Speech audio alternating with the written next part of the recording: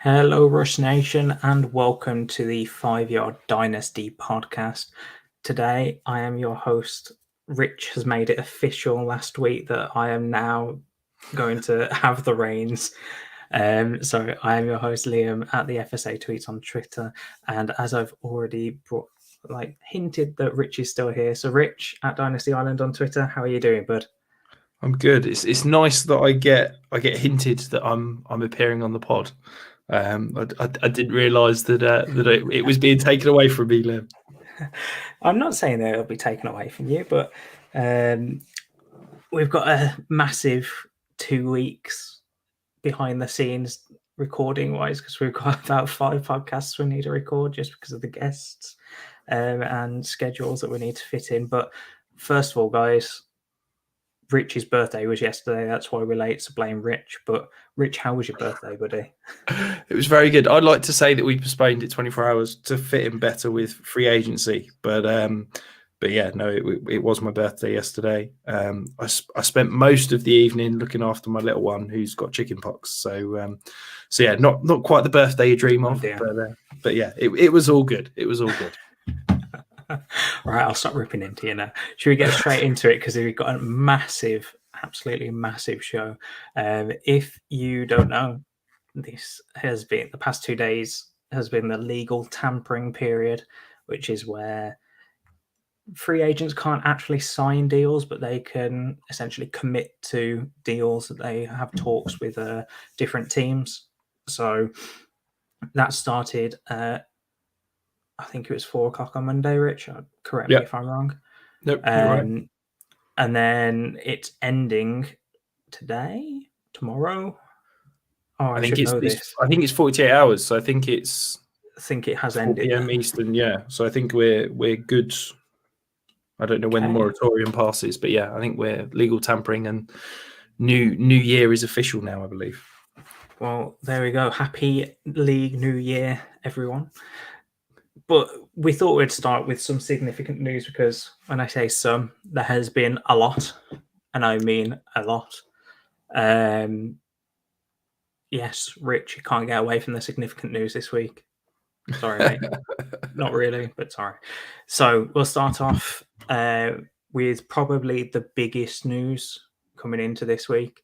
Tom Brady, after I believe it was something like 40 days of retirement, has unretired. He is back. He's coming back to the Bucks. Rich, your second for Tom Brady take isn't as bad as it was a week ago. I feel a lot better that that Tom Brady has come back. It's made me look not quite so stupid. But yeah, look, obviously spending all that time with Giselle is such a terrible thought that Brady couldn't keep away. Yeah, look, I think this is fantastic news for fantasy. It means, you know, all those great weapons and options in Tampa are suddenly back to being fantasy relevant.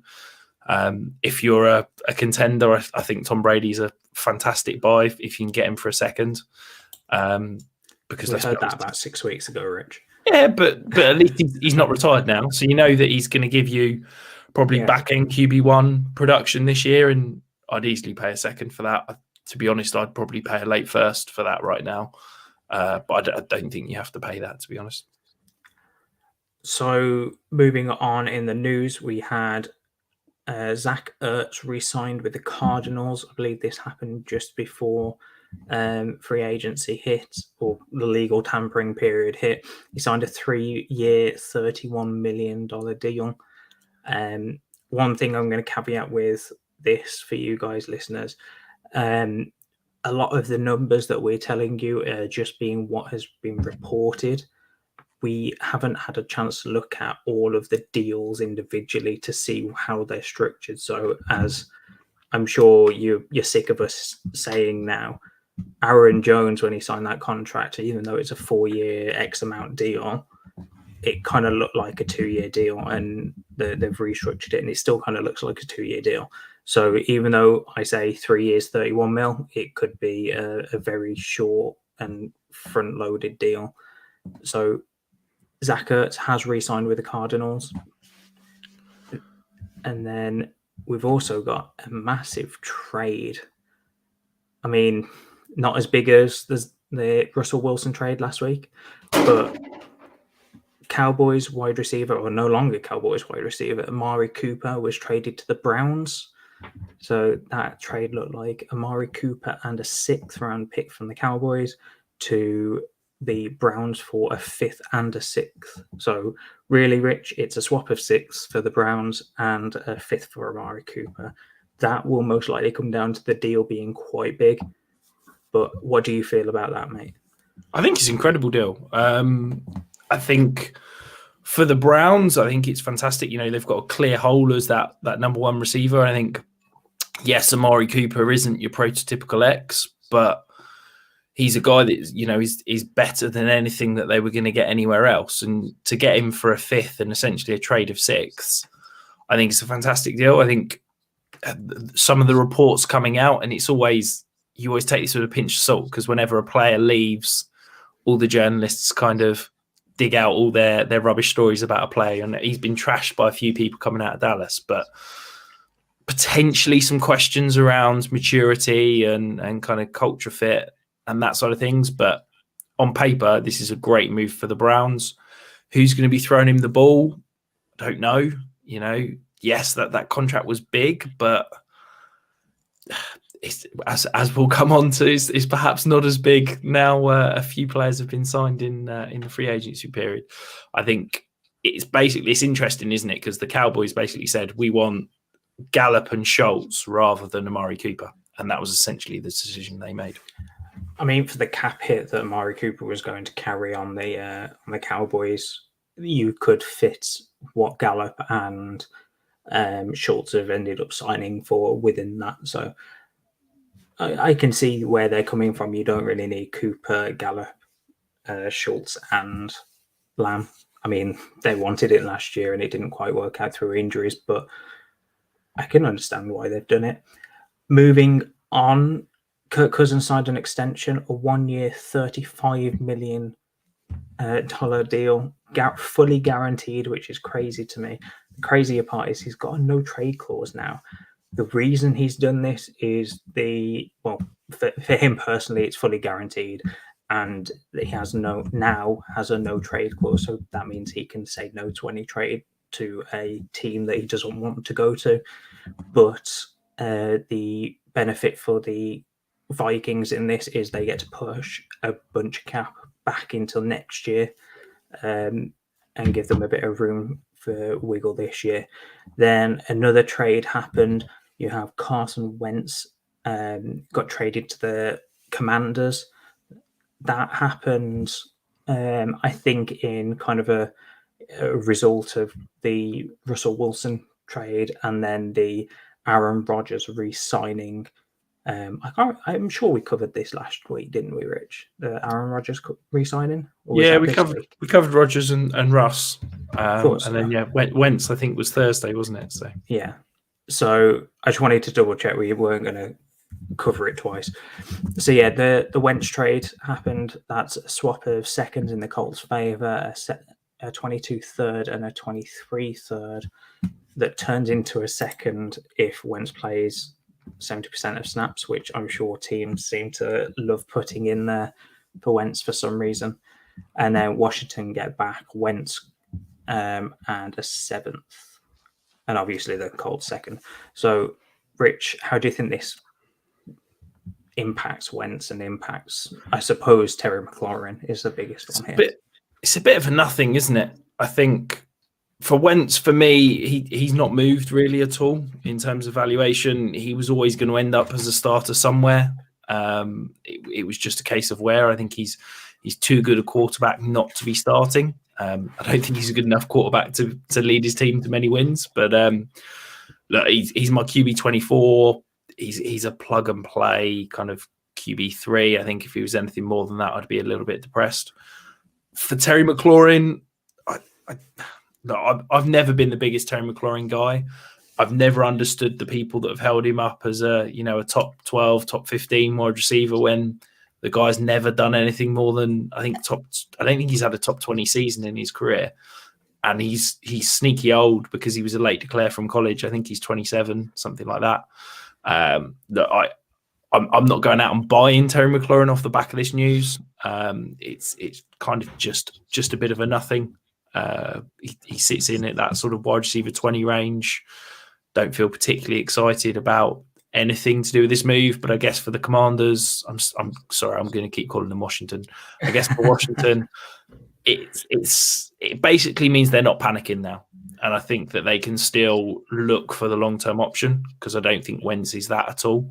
But it means that they're not in the panic situation. It's basically where they were last year when they brought in Fitzpatrick, in that they thought they had a placeholder for a year, maybe two, and they can go and find the long-term option, because I'm certainly convinced Wentz isn't that. So in other news, we've got Jacoby Myers had his second round tender put on him. So he's staying in New England. I can't imagine anyone wants to pay a second rounder for Jacoby Myers. Then we had some weird news this week with Baker Mayfield.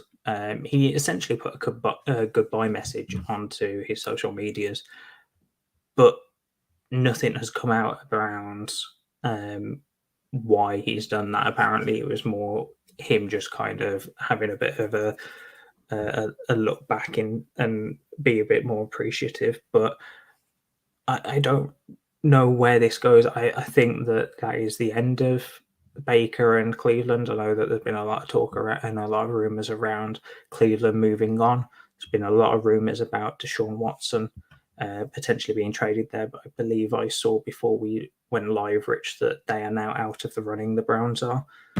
So this is just Baker Mayfield being an absolute diva. I like Baker Mayfield. I like the way he carries himself on the pitch, but stuff like this is just like he's coming across as a complete idiot. He's threw his toys out the pram at the end of the season, saying, he's going to request a trade if the Browns don't want him. And now the Browns are supposedly rumored in a massive quarterback upgrade to get Deshaun Watson, and he's throwing his toys out the pram. Like, this is just him trying to exert any sort of leverage, which he doesn't have any leverage. Baker Mayfield is going to be lucky to be back in Cleveland next year as the starting quarterback. If not, he's going to be shipped off and he'll probably be a starting quarterback somewhere else. But he doesn't have any leverage to be demanding that big contract that he wants. So this is just him trying to, control his own narrative and try and put stuff out there. It's just ridiculous. It just comes across as a really petulant little child. Okay, Rich, rant over. Let's move on before I trigger you again. Deshaun Watson. There's been a lot of rumors. I mean, a lot of rumors. He's potentially going to the Saints, the Panthers, the Browns until about 15, 20 minutes ago, and the Falcons. They've all met with Deshaun Watson, and by the sounds of it, the way the Texans are doing it is the other teams are not allowed to meet with Deshaun Watson until the Texans approve a trade for him. So the reason is Deshaun Watson has a no trade clause, so he could say no to any trade that the Texans agree to. So they're essentially doing it the other way around and making sure they've got a trade in place before they even allow a team to talk to Watson. With the Browns dropping out, Rich, that now looks like the Saints, the Panthers, and the Falcons are all in contention. Basically, he's going to the NFC South. Just from the names that we've been hearing, are there any of those teams you'd prefer him on? I think the team I'd prefer him on would be Cleveland. If you're saying, I'm just looking now, I can't see anything around Cleveland being out on Deshaun. So if you're saying that, I'll take that. But he now makes you're no sense making there. me think, Rich. I've seen that they've said Cleveland are out on Baker, but I've not seen that they're out on Deshaun. But anyway, we'll leave that.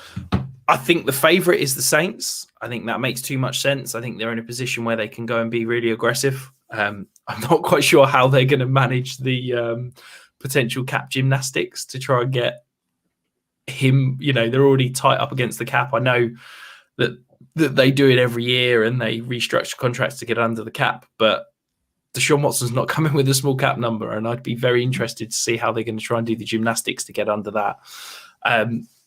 I think the Panthers, look, if Deshaun Watson turns around and says that he wants to go to the Panthers with the state of their offensive line, with the state of that essentially franchise, with potentially Matt Rule being pretty desperate, I'd be gobsmacked.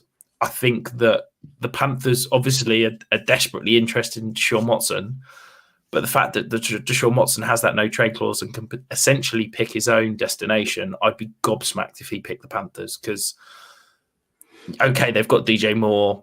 Okay, they've potentially got Christian McCaffrey. All the rumors is that he could be involved in the trade. And then they've got, Robbie Anderson, who based on last year was terrible. Let's hope he was the Robbie Anderson of 2 years ago. But if he picks the Panthers and that's that offensive line after leaving Houston and the joke that they were, I think a lot less of him than I already do. Atlanta is interesting because it's obviously, where he's from. He's 10 minutes down the road, essentially, was where he grew up.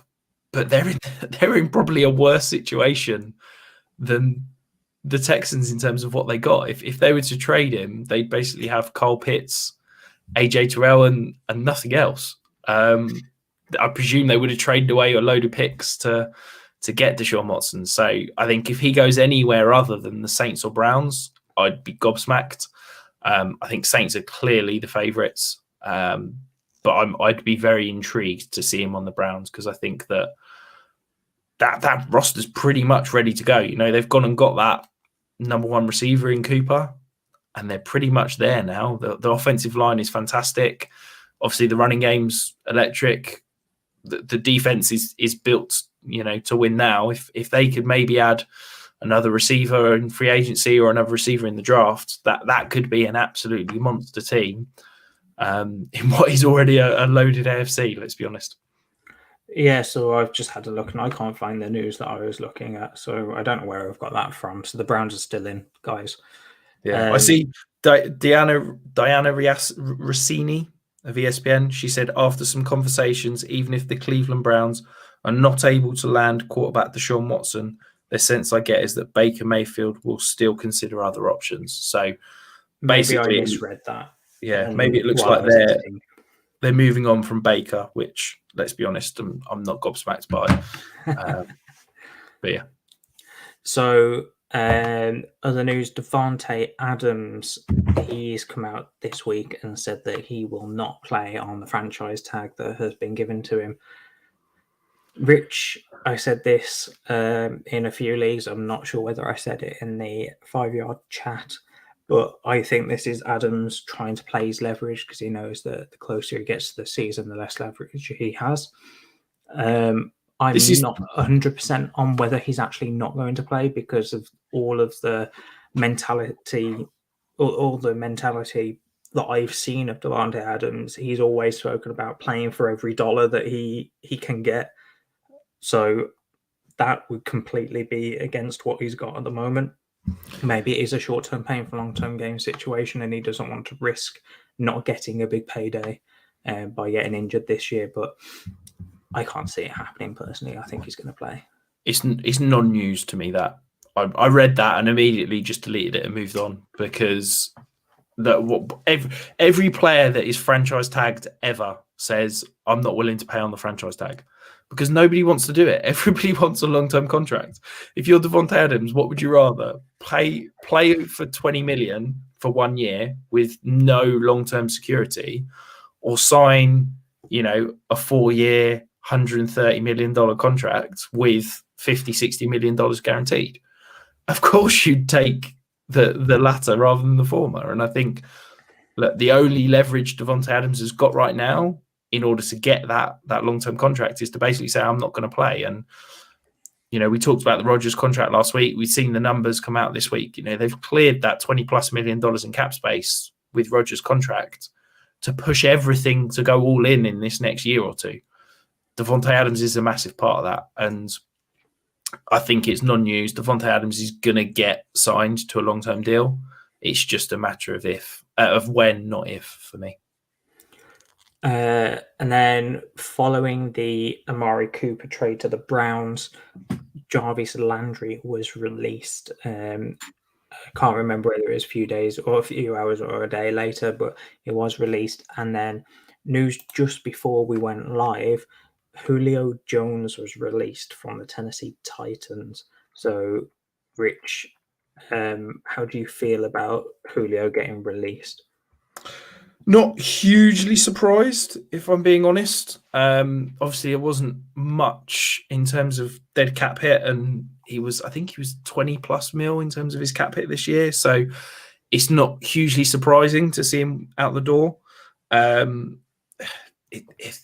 do really like him as an intriguing option. I know he didn't have the greatest year last year, but I really think he could be potentially someone that could look really good as a number 2, as a number 3 option on a win now team.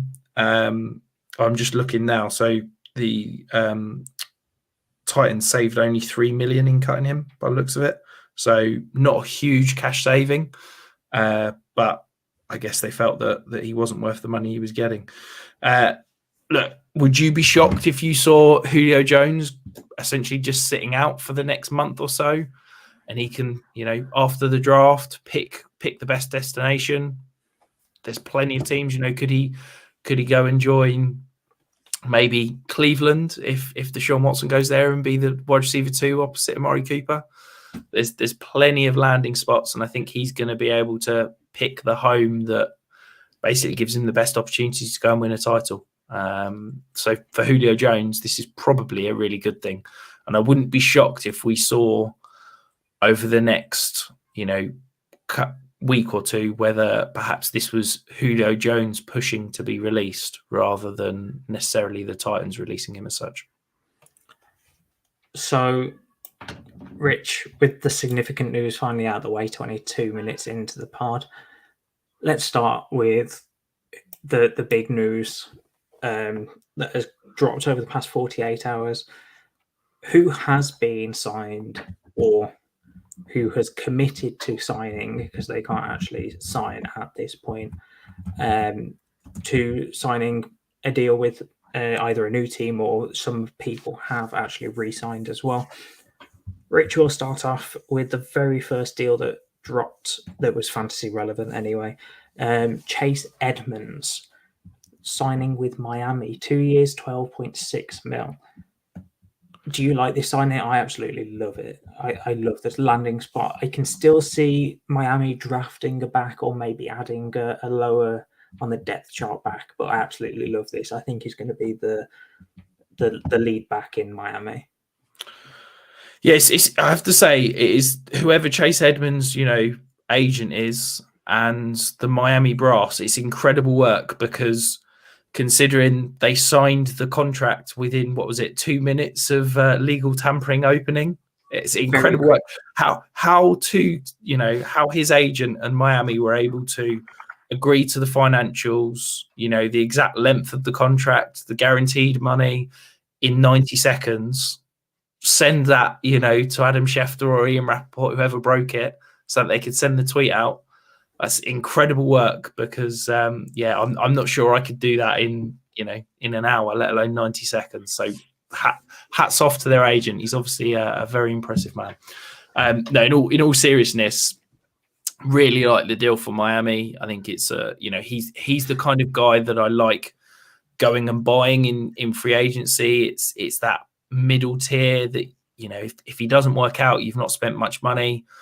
It's a fairly low cost deal. There's not a huge amount of guaranteed money, and the potential to recoup value off it is high. I think Chase Edmonds has shown over the last 2 years that he's a great back between the 20s. He was never really given that opportunity in the goal line. Obviously, there James Conner, who was very efficient down there, so it makes sense. But I think as a 1A, whether they want to go and spend a high draft pick and bring in a 1A and he's the 1B, I really like it. I think it's a plug and play. And I think from a fantasy perspective, from a dynasty perspective, he's a really nice, probably back end RB2 now. If I can have him in my kind of flex conversation on a week to week basis, I'm feeling pretty good. So while we're on Chase Edmonds, we may as well go with the second deal that dropped, and it dropped very closely after. James Conner, who Chase Edmonds shared the backfield with over in Arizona, re-signed with the Arizona Cardinals 3 years, 21 mil. I think this is a great deal for James Conner. And I said a few weeks ago that I did believe that Chase Edmonds or James Conner, one of them would be staying, one of them would be going. I can't see them re-signing both. And that's exactly what happened. I absolutely love this landing spot. Arizona showed that they trusted Conner in the red zone a lot more than Chase Edmonds. I can see them adding a lower end back in the draft. Someone, if we look to last year, someone like Kenny Gainwell that can catch the ball out the backfield and be that number two. But again, I quite like this from James Conner, but I just, for a dynasty perspective, you're probably buying him for short-term gain there. I will never understand how NFL teams work when it comes to this sort of contract. Okay. I've just talked through Chase Edmonds. I think, he's got half the guaranteed money. It's a shorter term contract for a similar level player. The Arizona Cardinals last year struck absolute gold. They waited out free agency at running back for 2-3 weeks. They let Kenyon Drake go and sign that stupid contract in Las Vegas with the Raiders. And then they picked up James Conner, who signed last year a 1-year, $1.75 million deal and got incredible value off the back of that. So after they've gone and done that and basically paid peanuts and got great production, they've then gone, oh, we need to go and spend loads of money. And they're turning around and signing almost $14 million guaranteed to James Conner. I just don't get it. This is a guy that was available for, less than $2 million last year, and you're paying him above market. This is above average money, and you're guaranteeing 2 years of the contract and offering up the third. I just can't get my head around it. I think, yes, he had a decent year last year. He produced incredibly in the red zone and was fantastic from that side of things. But I just can't get my head around the logic of the Cardinals saying, let's throw money at James Conner after we basically picked him up for free last year. Surely you just back yourself and say, look, if James Conner's going to go and get a massive contract in free agency elsewhere, great. We'll find the next James Conner and do it again on a cheap. I just can't get my head around paying him. I don't think he is a difference maker at the position. Dare I say it, I think he's going to fall into that volume-based RB2 conversation. I think he's going to be overpriced both in Dynasty and redraft. I think if you can sell now off the back of that hype, I think it's a really good opportunity.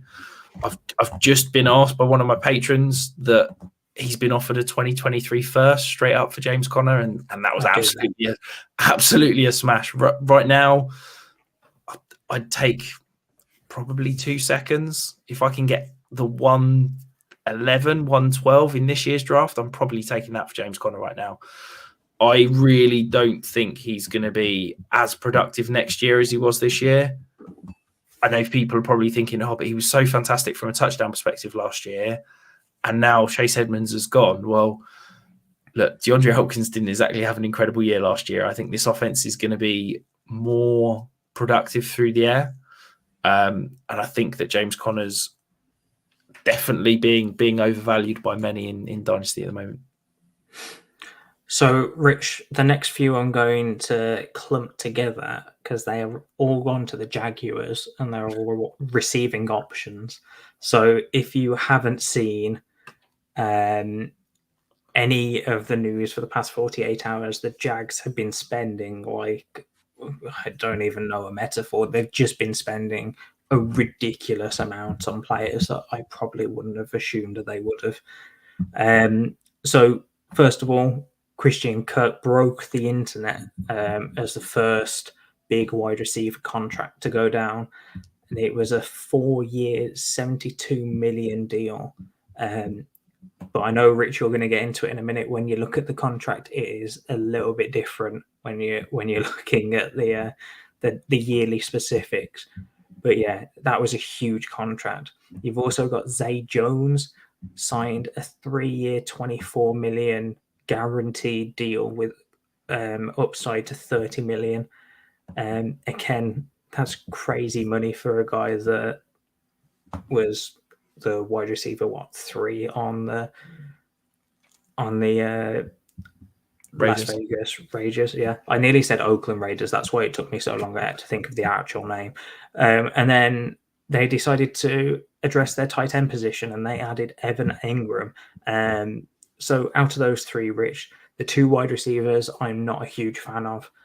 I quite liked Kirk's availability going into the offseason of where he could go, but I thought if he went anywhere where he needed to be the wide receiver one, or they don't have a current wide receiver one, I'd struggle with him. And then, yeah, he's just gone to the Jags that have got, 3 or 4 wide receiver twos on that team now, and not a clear wide receiver one. And then Evan Ingram, I absolutely love the landing spot for him.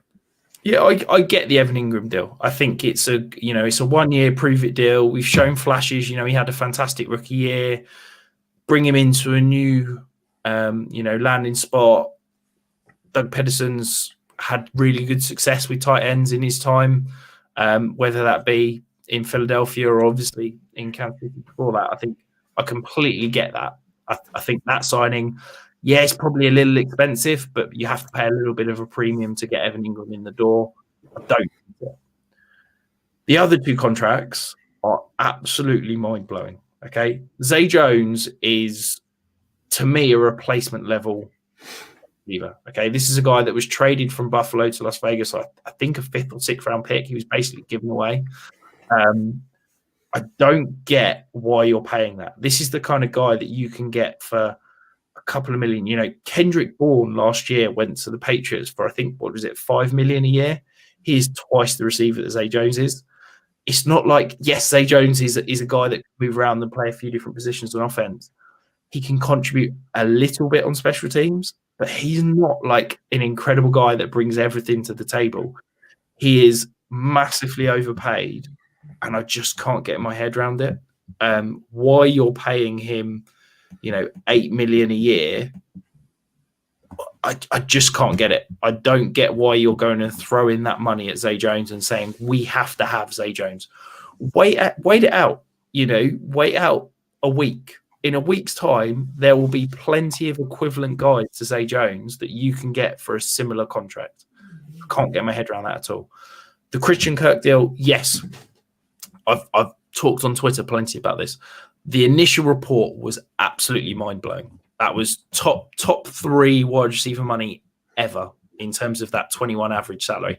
Okay, it's come out and it's not quite that high.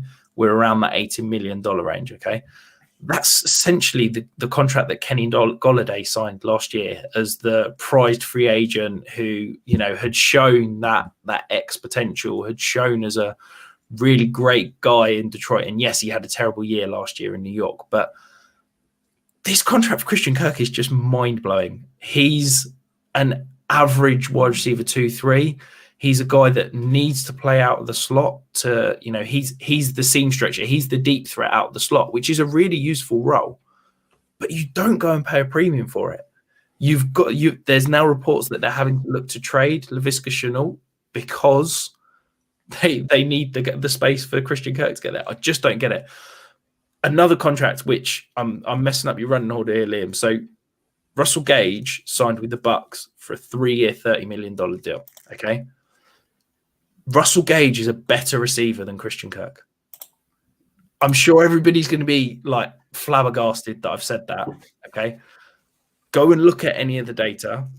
Go and watch them play. Russell Gage is a more versatile receiver. He can line up inside. He can line up outside. He is good at the short, intermediate, and he's an excellent deep threat. Okay.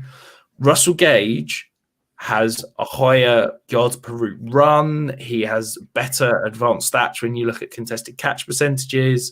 PFF have graded him higher in each of the last 3 years. Russell Gage is a better all-round receiver than Christian Kirk. Yes, he wasn't as highly drafted, but he is a better player. Yet, the Bucks were able to sign him for a 3-year, $30 million deal, maybe $20 million guaranteed. I don't know all the ins and outs. okay, the Bucks are a Super Bowl contender. I get that. But you can't tell me that the Jags couldn't have offered him 3 years, $40 million and got Russell Gage. Instead, you paid double that to go and get Christian Kirk. I just can't get my head around it. This is what, bad franchises overpay average players. And that's exactly what the Jags are doing. And I hear everybody on Twitter saying, well, they've got the cap space. They need to spend it somewhere. No, you don't. They don't. You don't need to go and overpay average players. You can use that cap space creatively. Go and sign 2 Russell Gage level players rather than Christian Kirk. If one of them hits, fantastic. You've got a great player at half the price. If one of them doesn't hit, you can cut him. Chances are Christian Kirk is never going to live up to this contract, and you've just blown all that money on one player.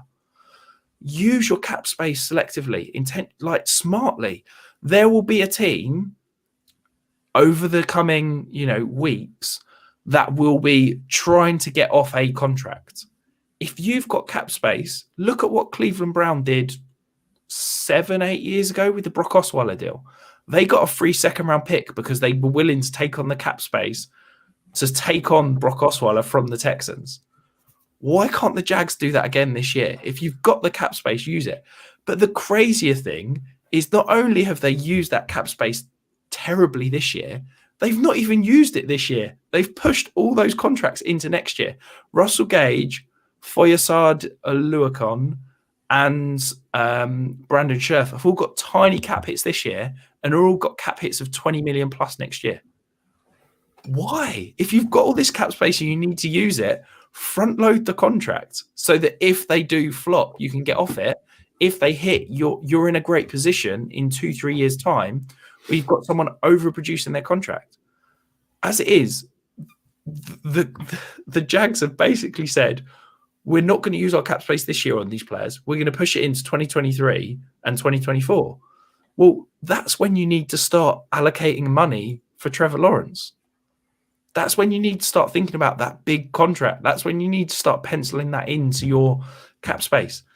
Why you're going out and wasting this cap space on Christian Kirk and Zay Jones, and Foyesade Oluokun, don't even get me started. That is mind blowing that you'd cut Miles Jack, who you've just overpaid an off-ball linebacker that didn't work out. So the solution is let's go and pay another one. Why they're paying that much money on those players, I do not get. I just can't get my head around it. Don't go and sign Christian Kirk. Go and sign. If that's the money he's wanting, say, great, go and get that somewhere else. Go and sign Juju Smith-Schuster and Russell Gage for the same money you've spent on Christian Kirk, and I guarantee you will have more production than Christian Kirk and Zay Jones. It is mind-blowing, and I will nobody will ever be able to explain it to me. Because you're a bad team. If you offer players more money, they will come. You've got 0 state income tax. You're in Florida. You've got so much going for you. I just don't get why you need to do this deal on day one of free agency. Why overpay Christian Kirk? Because you can probably get a better player for half the price a week down the line. It's just stupid. And as I've said, Russell Gage is a better wide receiver than Christian Kirk. End of. Are you done? I think so. Sorry, that's literally 48 hours of pent up frustration about me not having a platform to rant about Christian Kirk. So apologies, listeners. You are my therapy there. I can't wait to have to edit that whole section and just see your wavelengths just scrolling across my screen. That's going to be brilliant. So we'll come off the Jags after setting Rich off on that little run. We had some smaller deals. So we had Teddy Bridgewater signed with Miami Dolphins for 1 year, 6.5 fully guaranteed. So he's going to be the backup to Tua next year. You got Tevin Coleman re-signed with your Jets, Rich. Very small deal, 650K guaranteed with an upside up to 1.35 mil. Just a pure backup deal. And then we had Mitchell Trubisky, after being basically nearly confirmed by most media outlets that he was going to the Giants, has then not even done a U-turn because it wasn't confirmed. Gone and signed with the Steelers for 2 years, 14.25 mil, guaranteed, which is Rich. It's less than the Zay Jones deal. Yeah, That's what crazy. It does have upside up to, I think it was about 27, 28 million. So if he hits his incentives, he will be higher than that. But guaranteed wise, Zay Jones got higher guaranteed per year than Mitchell Trubisky did as a quarterback. Yeah, I think this is really interesting. And I was again having this conversation with my patrons just before we came on, in that the initial reaction was when Mitchell Trubisky signed with the Pittsburgh Steelers. Oh, great! Mitchell Trubisky's now the starter. His dynasty skyrocketed, and everybody was penciling him in as a potential decent QB2 maybe in Superflex. We've seen that he's got that rushing potential. He could produce, but actually, once the kind of contract details have trickled out this year, this is backup money. Like that's less than the Browns paid Case Keenum 2 years ago. That's that sort of fringe bridge quarterback we've seen over the last couple of years. The Nick Foles, Andy Dalton got $10 million. The Steelers are paying Trubisky a lot less than that, and I view this as the Steelers aren't done adding to this quarterback room.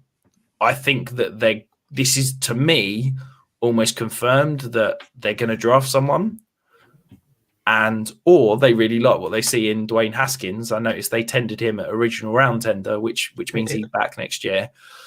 I do wonder if maybe this has opened up your kind of sell window for Mitch Trubisky, because I think if anybody else is thinking that he's going to be a starter for all 16 games in Pittsburgh, I'd be shocked, because you've kind of got to follow what the contract says, and that money, $7 million a year is not starter money. So I think that I wouldn't be shocked if now Pittsburgh continue to draft a guy in the first round. Mitch Trubisky is the perfect bridge, because it basically takes the pressure off. We're not desperate for a quarterback. We don't need to trade up and go and get one. If one falls to us in this year's draft, great. If not, we look to next year. But yeah, if I'm from a dynasty perspective, any shares I've got of Mitch Trubisky, I'm selling as quickly as I can, because I really do think that in a month's time, once we get to the draft, I'm not convinced that Mitch Trubisky is the bona fide starter for 16 games for the Steelers. So, yeah, I'm with you. I do think that I'm going to have to sell Trubisky everywhere that I've got him. I don't have him in many places. I didn't feel the need to go and trade for him prior to free agency. So, moving on, Rich, James White, at some point yesterday, I believe, signed a deal. He's back with the Pats. He re-signed 2 years, 2.5 mil, a nothing deal. He's just going to be the backup to the Stevenson Harris backfield there, I believe. A nice little sneaky buy, maybe. You can get him. I mean, he's been going so cheap in startups I've been doing recently. I think, look, he's never going to be a great stud. He's never going to be reliable, but maybe as a cheeky little deep flex option, I think you can go a lot worse. Mac Jones isn't going to exactly take off and run, is he? Those checkdowns are still going to be there. If you can get James White for what we having to pay for him now, like a third, maybe even a fourth, he could be a decent throw in. If you're a contender, I don't think he's ever going to be back to James White RB2, but it's a sneaky little addition, shall we say? So, DJ Chark, he signed with the Lions on a 1 year, 10 million guaranteed deal. When I looked at this originally, when the news first broke, I thought that was a crazy deal for someone that didn't really show much. And then the more I thought about it, the more I kind of simmered on it, but I still think that's a little bit too much considering what other wide receivers are still out there. But then those other wide receivers could be demanding a lot more right now. I think it makes sense to me, because you pay the premium in terms of amount, because it's only a 1 year deal. So, if Chart was probably in that sort of 7 to 8 million a year range. You're paying that slight premium because it's only the 1 year deal. I get it. You know, this is a guy that's shown flashes. He is the prototypical X style receiver. He is, you know, the one guy in free agency that you could say could come in and be a true bona fide wide receiver one that's probably going to sign in Detroit, because I don't think Allen Robinson, I don't think Odell Beckham were going to look at Detroit. I think it's a sensible deal for Detroit. They get a look at a guy that could be that kind of true X at a potentially cheap cost, and you're not tying him in long term. I still think Detroit are going to add another receiver in the draft, but again, it takes away that desperate need. If the receiver doesn't fall to them in the second rounds, they don't need to desperately try and trade up to grad one. They've got Amon St. Brown, I think, is a decent slot option. They've got DJ Chark, who's that decent X. They've just re-signed, was it Josh Reynolds or Khalif Raymond that they re-signed just a couple of weeks ago? Reynolds. Yeah. That's an okay receiving core. Okay. You're going into next year with an okay receiving core. Yes, if you can go and get one of these potential receivers in the second round, that's a great addition. But it doesn't stop you from making that move, and it doesn't mean you have to make that move. It allows them some freedom. So if I'm the Detroit fan, I'm really pleased that I think that's a really sensible decision to go and make that money. And, you know, if I'm a Jaguars fan, quite frankly, I'd rather have DJ Chark at 10 million than I would a Christian Kirk at 18, that's for sure. The Lions did also re-sign Khalif Raymond as well. Oh, there you go. So, not that I'd expect any of them to be fantasy relevant. DJ Chark and Amon Ross and Brown are probably the two you're looking at. Whoever they draft. What are you doing with DJ Chark from a dynasty perspective? Do you quite like that landing spot? Do you think he's got some potential to flash? Or I think it's really risky at the moment because you don't know what they're going to do in the draft, and I'm in the same wheelhouse as you, as that I believe that they're going to be taking a wide receiver in the top 2 rounds. But at the same time, I do kind of like him as a sneaky buy if you can get him cheap right now. Cheap, I mean, probably a very late second, if not just like 2/3. But other than that, I'm probably not touching him. Yeah, I think if I can get him as a flyer, as a throw-in, as you said, yeah, late second in Superflex. I mean, really late. Like, it's got to be 211, 212. Yeah, why not take a flyer on him? He could flash. But yeah, I'm not paying probably more than that. I do tend to agree with you. Back to your Jets, Rich. We had CJ Uzomah from the Bengals sign with your beloved Jets. 3 years, 24 million. What do you feel about this? I'm not going to say anything because I'm a massive Uzomah fan. I loved him the year that he got injured. He had 2 great games and then tore his ACL. I did like him last year, and he had a very good season with the Bengals, and I kind of expected him to re-sign there. So I'm going to let you just take this one away. I think if we're talking pure numbers-wise, I think it's a bit of an overpay in terms of the contract numbers. I really like the move from the Jets. They had a gaping hole there. They have not had a competent tight end since Chris Herndon's rookie year.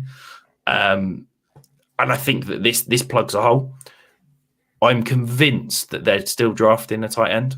I don't think that anyone who's, plugging in Uzomah as a potentially fantasy relevant tight end, I'd hold your horses. I think this is as I talked about with DJ Chark, this is a move to me of, right, we've filled the hole. We're no longer desperate for a tight end, but let's go and get our long-term tight end. I think Uzomah fills the hole quite nicely. He's a nice bridge tight end to something more sexy and something down the line. I really think they're going to draft one of the guys, whether it be in the 2nd or 3rd round this year. As a Jets fan, I'm happy because I really like him. I think he's a fantastic leader. I think he brings so much to the team. As if you listen to anybody in that Bengals offense last year, they talked about Uzomah and everything he brought to that offense. And I'm very excited about him coming to join the Jets. From a fantasy relevant perspective, I'm probably selling. If you can get anything in a normal PPR league, I'd probably take a third at this stage. I really don't expect him to be fantasy relevant. I think he's my where are we? He's my tight end 22 currently in my ranks. I'm just not overly excited about him at all.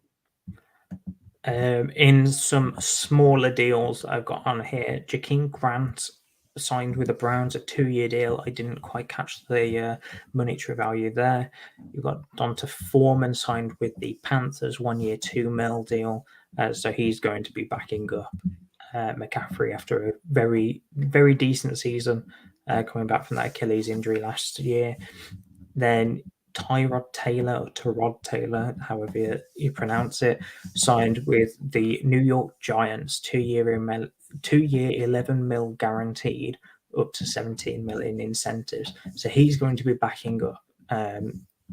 He's going to be backing up Daniel Jones. I don't know how you feel about that, Rich. I think that signing is kind of a warning to Daniel Jones, and I wouldn't be surprised if I saw Tyrod Taylor in a few games, 2 or 3 games. Yeah, it feels like to me that's the signing where you say, right, Daniel Jones, this is your last chance. If you fall apart by the midpoint of the season, we're going to move on from you, but we're going to bring in a competent quarterback that will allow us to evaluate the rest of the offense. Because the problem is that, as we saw last year when Daniel Jones got injured, they had, Mike Glennon and Jake Fromm come in, and the offense can't function because they're both terrible. And you can't evaluate the receivers, you can't evaluate the offensive line, you can't evaluate the offense as a whole because you don't have competent quarterback play. Tyrod Taylor is not sexy. Tyrod Taylor is not going to win you a Super Bowl, but Tyrod Taylor is going to be, reliable and bring you that competent offense that will allow you to assess who's going to be around long term. And, it's a new regime. They've got nothing tied to Daniel Jones. I think it's a really sensible move because it allows a veteran presence. And Tyrod Taylor has shown time and time again, you look at every place he's been, the rookie young quarterbacks have produced fantastically when he's been around. And I think he is a dream kind of veteran presence. And I think it's only a really sensible, smart move for the Giants. From a fantasy perspective, it's probably not relevant. Hopefully, Daniel Jones does produce, but I think it's a really smart move from an NFL perspective. And then the last bit of news based around who has currently signed, J.D. McKissick. We left the little bit of drama till last, Rich. So he originally signed with the Bills 2 years, $7 million guaranteed. But as I said, a player can't actually sign a contract until the start of the new league year. And since the Bills went into that agreement with J.D. McKissick, the Washington Commanders actually said, we'll pay you the exact same deal. And J.D. McKissick basically did a U-turn on the Buffalo Bills, and he's now going back to Washington on the exact same 2 years, $7 million guaranteed deal. Rich, I'm not a huge fan of what he's done here. I understand why he's done it because there's, I suppose, in quotation marks, there's less competition there because there's only really Gibson he needs to try and get ahead of in the depth chart. But he's also going with Wentz, and I'm assuming he's kind of seen what Naeem Hines has been able to do in Indianapolis, and he's going to try and mimic that with Wentz. But I would have preferred him with Daniel Jones and him try and do something along the lines of overtake Devin Singletary in Buffalo. What do you feel about this deal, Rich? Do you think that he's just going to be a PPR option for people's flex spots? Yeah, I'm not sure there's any fancy relevancy to JD McKissick. I think he'll probably have some decent weeks, but you're a better man than I if you can predict when they're going to be. So I think, he's not going to be fancy relevant. I think the biggest news that came of it was your sell window for Antonio Gibson's probably been and gone. I think there was a nice little opportunity when it flashed up that J.D. McKissic was going somewhere else, and everybody got excited that Antonio Gibson was finally going to get to buy to some targets. But look, I think it's difficult to criticise J.D. McKissic. We don't know all the ins and outs. It might have been that, you know, the Bills promised him something and then reneged on it. It is what it is. Sorry, so from what I've seen reported, the Washington Commanders didn't actually say or give him a deal. They didn't offer him anything. And then when they saw the Bills deal go through, they then said that they'd pay him the exact same. And he wants to go back to where he's come from. So it makes sense. Look, it probably doesn't affect Antonio Gibson. You know, he was running back 12 last year with J.D. McKissic still there. I don't think it really does anything, does it? From a fantasy perspective, it cools the hype on Gibson, but it doesn't make any huge differences. I'm not worried about Gibson. He's been a top 12 back in the past 2 seasons, or top 13, I think, in PPR. I'm not worried about him with McKissic there.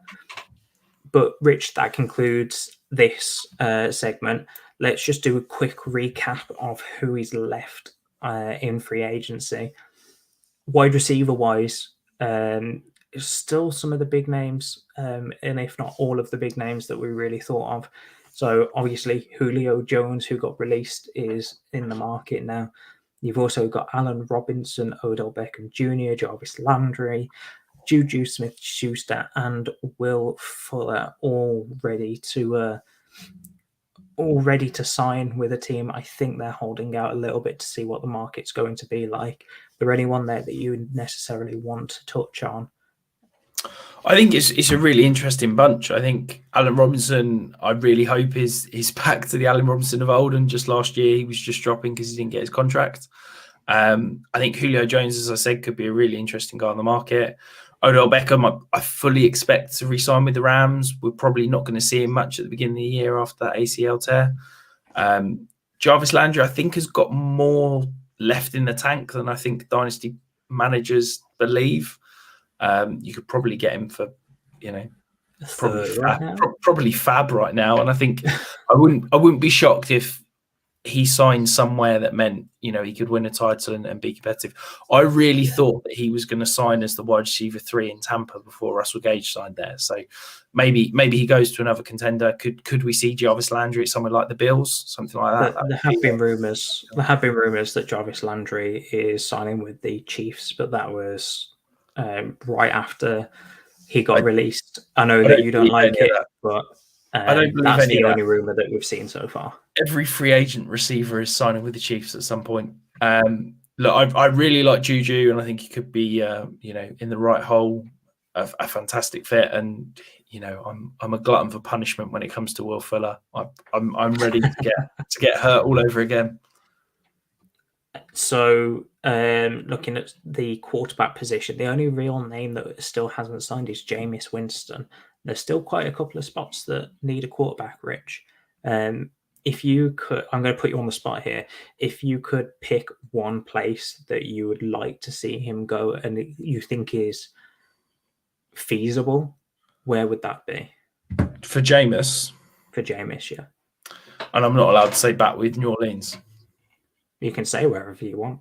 Well, I mean, look, I think if Jameis is back in New Orleans, then I think he's going to be a fantastic buy in Dynasty yet again. Where else would I like to see him go? That's probably it. Maybe the Panthers.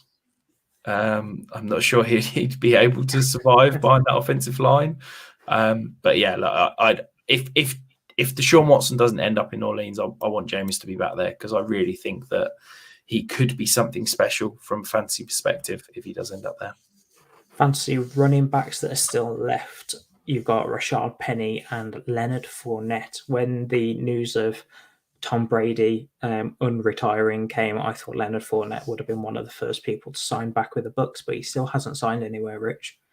So I think that they're both quite nice players to just figure out where they're going, but I wouldn't be buying or selling them right now.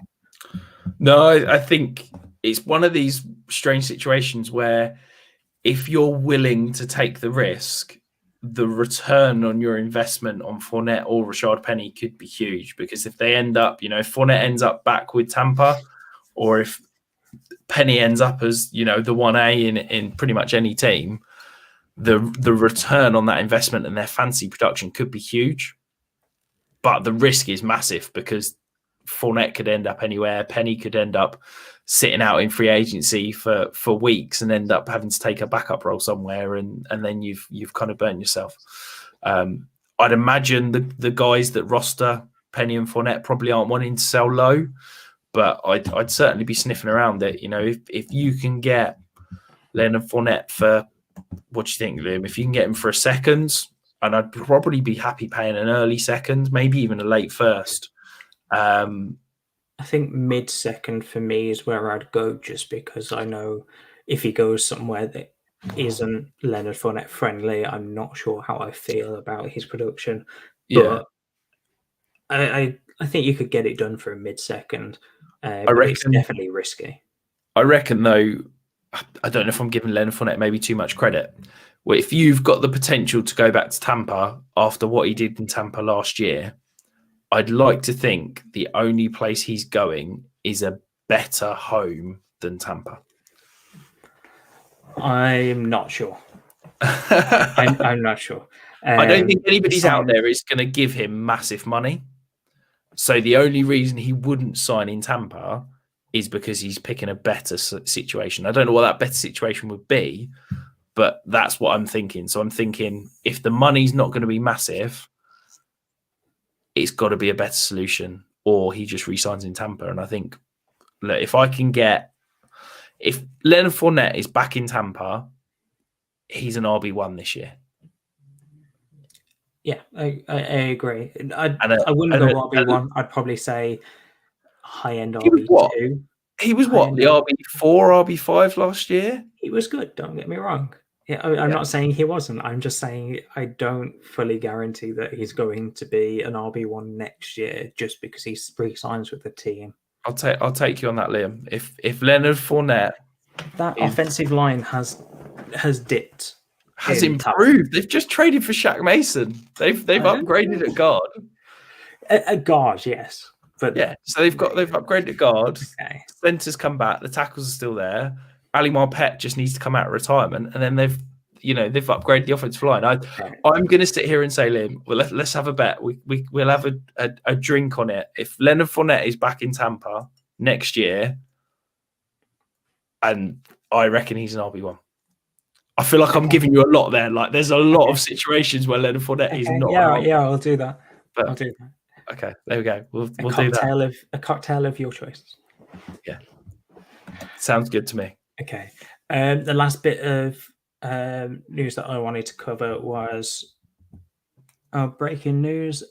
Jarvis Landry will visit the Atlanta Falcons. So that's a potential landing spot. That wasn't what I was going to say. I suppose they need a receiver. They can't just run out with nobody lined up out wide.